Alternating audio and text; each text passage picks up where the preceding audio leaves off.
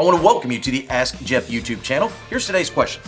What is a Christian in the broadest sense? I know there are some real and some false Christians in every denomination, but out of those, who really hold to their denominational teachings? Which ones do you believe will, quote, make it?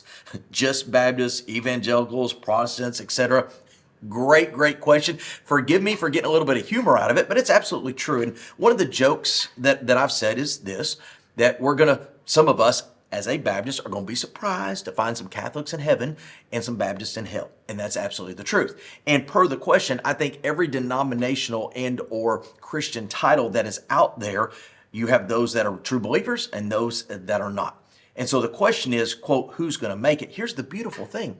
The scriptural evidence is it's based on one's individual belief in Jesus Christ, not the church they attend, the denomination they're affiliated with, the title that they put above the door.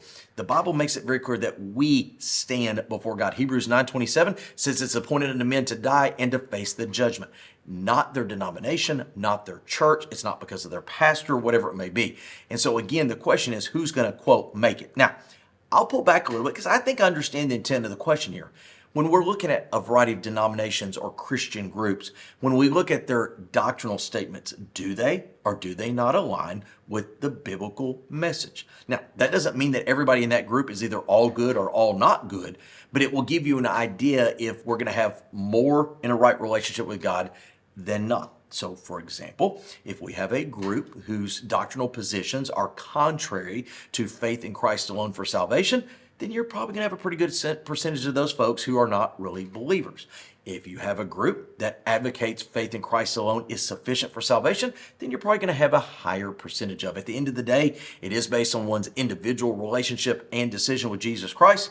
But I would say, if you are a true believer, no matter what group you want to associate with, would it not be advantageous? Would it not increase your personal growth with the Lord to at least fellowship with those who subscribe to a biblical expression of faith, not just necessarily traditional and or creedal?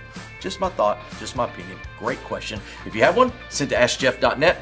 Maybe your question will be tomorrow's. Thanks for being a part of today's daily question. Now, we answer a question each and every day. Please feel free to submit a new question at askjeff.net. We may not have gotten to yours today, but we eventually will continue to be a part of this. Subscribe so you don't miss out on a question every day.